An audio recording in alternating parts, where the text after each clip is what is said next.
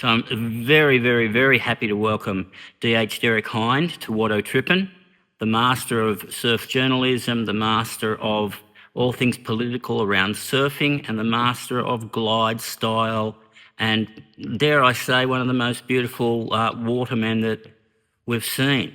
Derek, welcome, my friend. Well, thank you, Adam. If you don't mind, however, I'll be channeling my thoughts through Donald Rump down here. He may look like a gnome, but he's very dear to me. He acts like a leprechaun. Man of very few syllables, but he says what he wants to say and he tries to get it done. There's a part of you that reminds me of, I think it was Tom McLaughlin, Billy Jack. You've got that look going on right now, which is a very, very interesting look. Considering I watched a movie last night, 1966, Born Loser, with him in it. Incredible movie. Well, an interesting parallel there is my son Lachlan. I used to call Lachlan McLaughlin. Oh, there you go. There you go. Now, Derek, your very first experience with a bad moment of surfing, even from your childhood, was? David Chandler, older brother of my best friend James Chandler. It was Christmas high tide, and I was on my GT Firestone Cool Light next to the surf club at Newport, and all of a sudden I fell off out the back, and I went straight to the bottom. And I was about 11 years old, and I felt a hand grab my hair, and there was David Chandler lifting me up and said, "You can't swim, Derek, can you?" And I went, "I guess I can't. I thought I could, but there you go." Well, that's an incredible introduction to professional surfing, if not just to competition surfing. And let's face it, Newport Plus, how did that form, and in what capacity were you one of the initiators of it?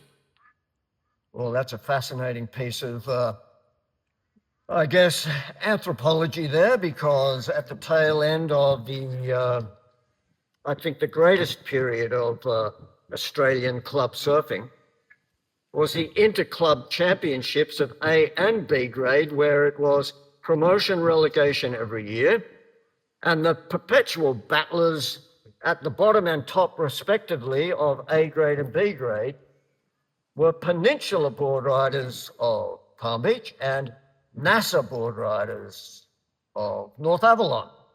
And they kept swapping around until swapping positions.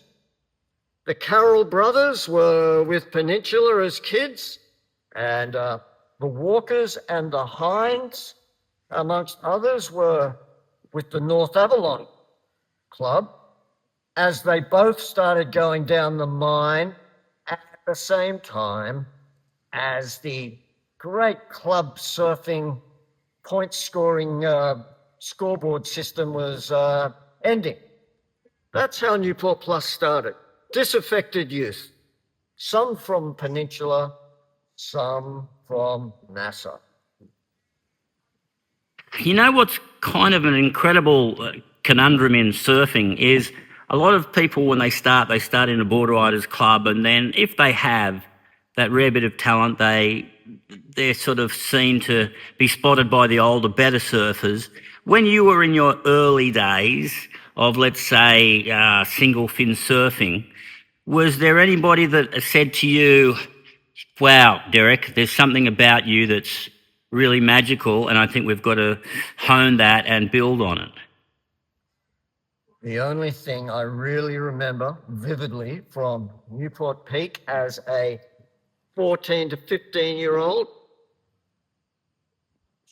were the aerial flick-offs by Eddie Murray on the left-hand shore dump of Newport Peak, spiralling sometimes 30 feet in the air. And he'd time it so that there always seemed to be some grommets paddling right over the dump as he flicked out. The only encouragement that I ever received was non-verbal. People like Billy Miller and Tanker Miller merely looked at me and grunted when I was sitting out the back, which was a sign of welcome.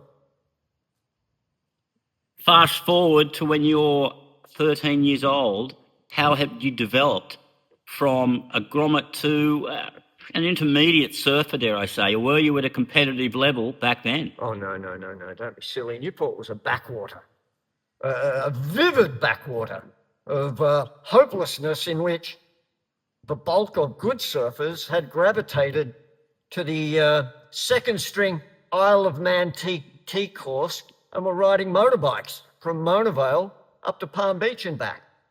Surfing was kind of second string at Newport because of this. At 13, I was just coming off GT Firestone Cool Lights, and the secret of me learning to swim late in the piece was that I barely ever fell off. So I had to just rely on surfing a rip bowls that would take me to shore. It wasn't until I would have been 15 that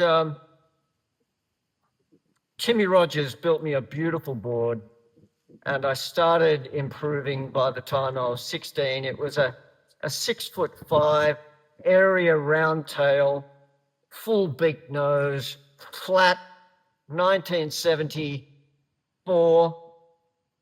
And I scurried down to DY Point once. I just got my license. The great Peter Crawford saw me out there, saw me wiggling away, and he said, well, I think I might take you down to South Coast Pipeline. The wind's blowing northeast tomorrow with a south swell. What do you think? And he took one photo of me that I put on my wall. I was all hunched up trying to get tubed on the left-hander, and I was cock-a-hoop about that. It wouldn't be until 2 years later that I managed to top that. Topping things is something you seem to like to do. Well, it didn't get better than being in a heat with Cole Smith, Narrabeens Cole, in my first ever Northern Beaches eliminations event. 6-man heat. I'm on a 7'4" toy gun. That was the Paul Holmes, John Hames collaboration. And a big plywood single fin. And Cole Smith was in my heat, blazing coal. And I came in after that heat, and I was called out 6th. And I thought, well, that's fantastic because I was in a heat with Cole Smith. But the big thing that changed everything for me was it being the second year of Newport Plus. I knew to check the judges' sheets. And sure enough, I found a mistake. I placed 5th on one judge's sheet, not 6th all the way through. So that was it. I was off and running. Which is a true story. Yeah, no, it's a fucking fabulous story. One of the most iconic things that I think people, when you say Derek Hynd, they always say mad, crazy, professor, outrageous, self-opinionated, a quiet person out in the water, but gets some of the most beautiful waves. You went from a Cool Light, which were incredible boards. I mean, me and my brother had those as well, as we all did. And then you went to, your single fin was a toy gun, correct? Correct. And then you were into 20s for a long time, weren't you? That was correct as well, because what transpired was that the Newport Club started. Word got around because I'd also got my license, so I'd pack the Newport grommets, who were generally younger than I was, except for brother Rod. I'd pack them into the back and the back seat and the boot of my Isuzu Bullet, and we'd go down to North Narrabeen. And Tom would have been about 14. At the time, he was riding a backyard shape. Cole Smith and Wayne Warner, the glasser, the great glasser, saw us both surfing and basically organised to build us boards at the same time. Father of Brett? Yes, indeed. Water arguably was the most influential glasser in 1970s surfing period because he introduced ultralight single 4-ounce glass jobs, no finish coat. And we both got one of those. Tom had an area round tail, a tiny thing. I wanted to get closer, much closer to the board that Wilbur Fowler was riding at Newport, which was a 610 outer island with a 1-inch concave all the way through it and only about 17 3/4 wide. So I said to Cole, how about we combine what's been going on with the Campbell Brothers Bonza with the deep concave of Outer Island, as well as the twin fin that went absolutely nowhere in 1970-71. And this was my idea, by reducing the two fins, but setting them way back so that there was going to be no slide on the turns, but yet side slipping when I wanted there to be. Both boards of Tom and myself came out ultra light, and I think that's where we really got our respective starts.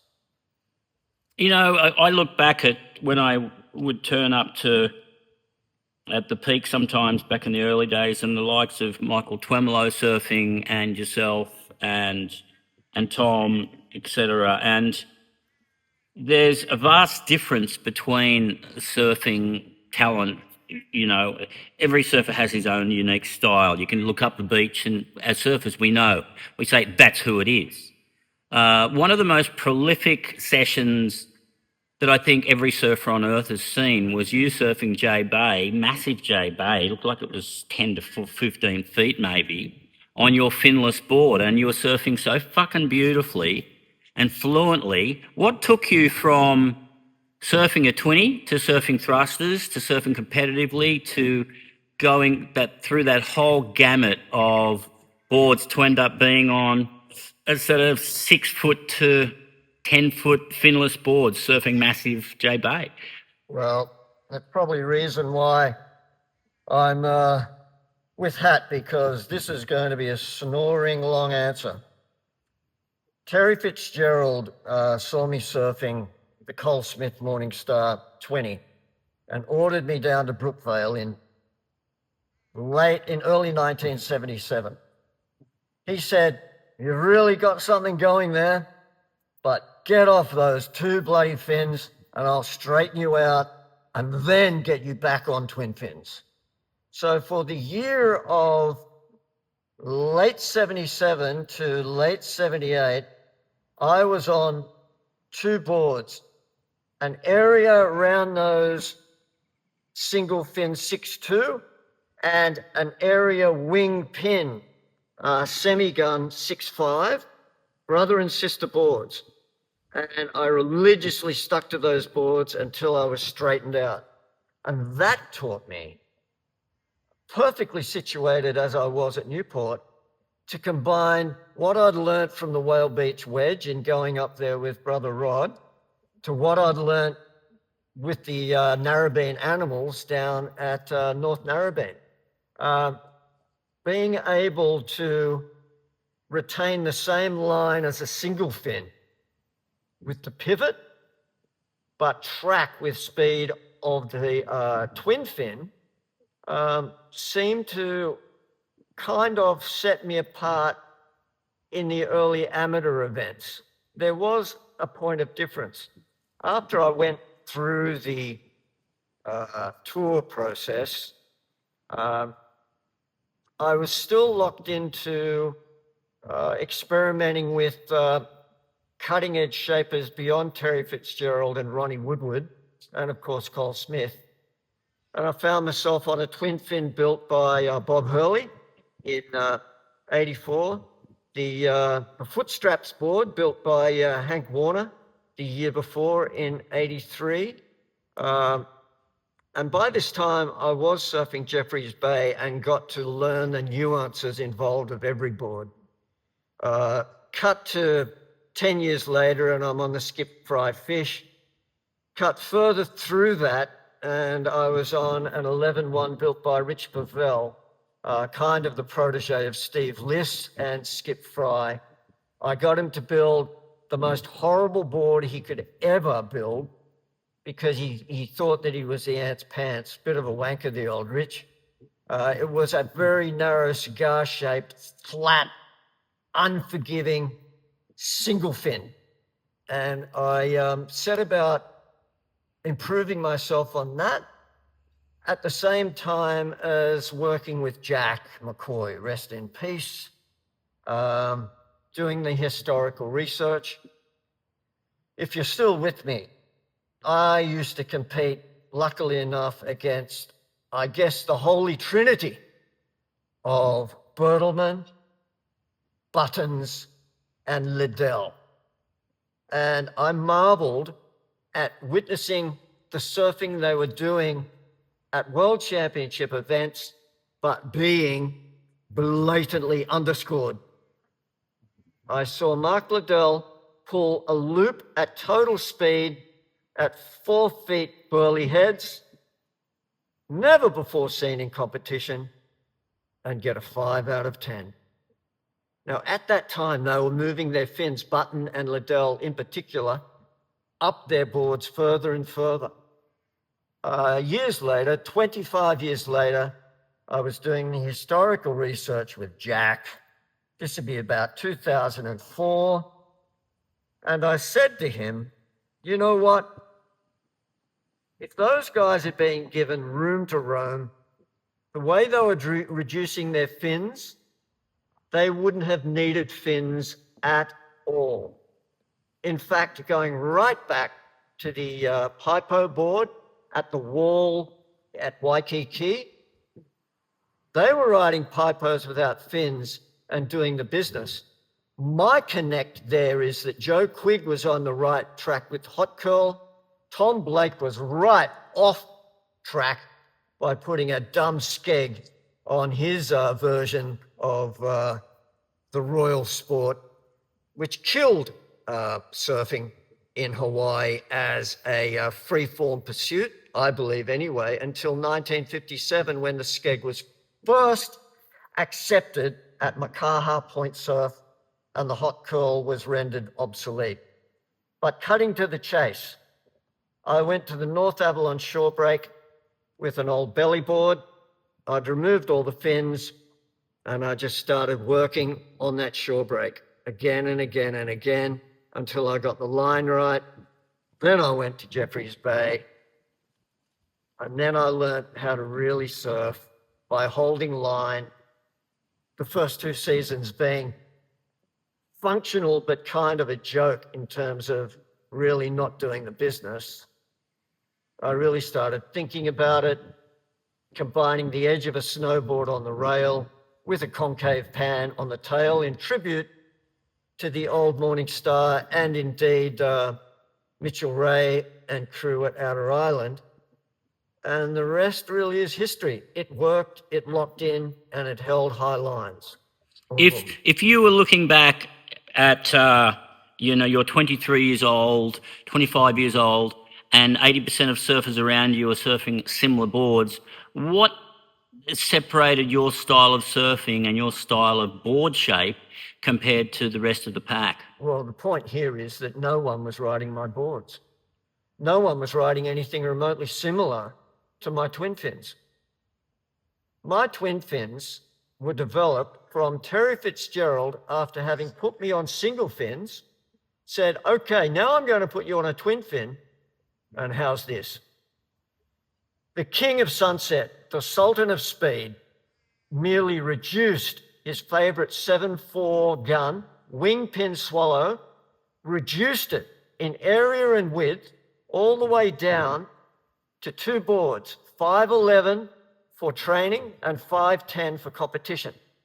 Down rail, hard edge, unforgiving, as far removed from the boats that Emma was riding as any single fin on tour. So tell me, you have, when you surf, Even on when I look back at early footage of you from Hot Butted Ads all the way through to you doing a bottom hand turn at J Bay, your style doesn't differ much on your bottom hand turn, even though on your finless surfing you're consistently low. But when you look at your bottom hand turn on both sort of the 20 Hot Butted and a 9-foot finless board, your style is very similar and your crouch is very similar.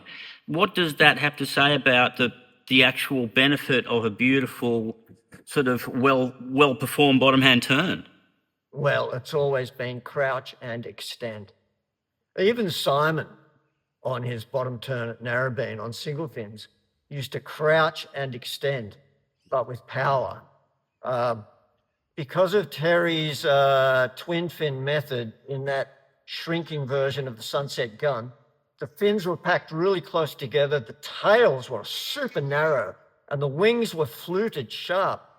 I could pull a bottom turn with, reasonable G-force, though of course not as much power as Simon, and definitely not as much power as Ronnie Ford. God, that's interesting. The first, I remember my brother getting me my first single fin. It was a Ron Ford surf vehicle.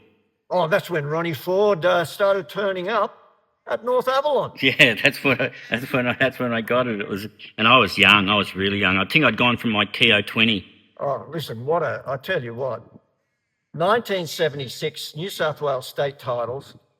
At least half of the best surfers in Australia were there. They'd all come back from Hawaii, maybe 2/3, 3/4. Ronnie Ford smashed at Catherine Hill Bay, at North Narrabeen and North Cronulla, all 3 rounds against all these guys, smashed it to pieces, but he couldn't put it together in pro events. It's interesting, isn't it, with surfing? Now Ronnie Ford is in a direct line to young Richard Cram. Steve Corrigan, rest in peace, direct line to young Shane Horan. Incredible the way their styles developed, but no one particularly looks back in history at how fantastic Bondi was through that panache era of, 74 to 76. Well, I guess you had it was Greg Day from that realm as well? No, Greg was a bit too young from that. He was a Coogee boy, but this was Jeff McCoy in his pivotal, phenomenal double wing pin years. Tell me, if we jump back a bit to Morning Star and Cole Smith, Tom was very, very, very dedicated to the Cole Smith boards for a long time, wasn't he? What made that be sort of Tom's magic board, do you think? Or do you think it was a board that wasn't really right for Tom, or was it perfectly on point for him? Cole could read our surfing every bit as well as Terry could read mine. But with Tom, Cole was the master of the vert, but he also had a phenomenal cutback. He built Tom what is called the bean. And Cole was riding a super lightweight bean when he reduced the version, incidentally enough, for Tom, same design, to a tiny bean. And that was the board that Tom rode at the first ever junior pro that Tor Svensson organised. And the obvious nature of the headline for, I think, Tracks or Surfing World was if cutbacks could kill. It was developed for that cutback, and the rest came, I think, on the recovery from that cutback in being able to easily stall it for the barrel. Now, if we go right through to that jump from a twin fin to a thruster for you, what defined that change? Well, if Terry ever made a total stuff up, Greg Webber is a phenomenal designer, but I was his guinea pig team rider for anyone. And from being third in the world leaving the Australian leg. Greg built me a double concave, rocket out version of what would later be the Shane Herring banana board to take to South Africa, cold cocked. Now, I got to ride it twice at tiny Newport, and I thought it went really well. It was just going bang, bang, bang, bang, bang, but not doing any cutbacks. My first opponent in South Africa, which was quite interesting, was young Martin Potter. And when we arrived at the airport in Durban, people were actually coming up to Mark Richards, the world champion, and going, you shouldn't have worried about turning up. This kid is going to blow everyone's minds. And he did. But with Greg's board, sure, it went good up and down, but it was completely anathema to how I'd been surfing for 4 years on tour. How did you find if we go to the history of surfing with the likes of, like you talked about Rabbit and Sean and Buttons and Larry Birdle and all surfers that are, synonymous to all of us as we grew up in the 70s and 80s. But you jump forward now and you have the likes of the Robbos and the Gabe Medinas. And do you see, like, whilst there's all these aerial manoeuvres and things Sorry, mate, but who's the Robbo? Jack Robinson. Oh, right. It's hard to remember them all. There are so many these days. Yeah, there are a lot, that's for sure. But, and I know you're not an avid fan so much anymore of the tour and... Listen, I'm going to cut you cold there. I ceased being an avid follower of the tour when I was still reporting for Surfer magazine, when they cut the bloody trials out of every event. That was a catastrophic error because it cruelled the ability of the Larry Blairs of the world to come straight through the guts and win events and then go on to have massive careers. There are so many incredible untapped surfers out there who, if given the chance, would become world champions. But there is no way because they get bled into absolute dilution by a ridiculous 3-stage qualifying series where their best magic surfing is arguably in the second year. By the time they get on tour, they've looked at every one of their competitors for too long and they can no longer surf with any magical individuality. To be continued. Thank you, Derek. Hi, domo.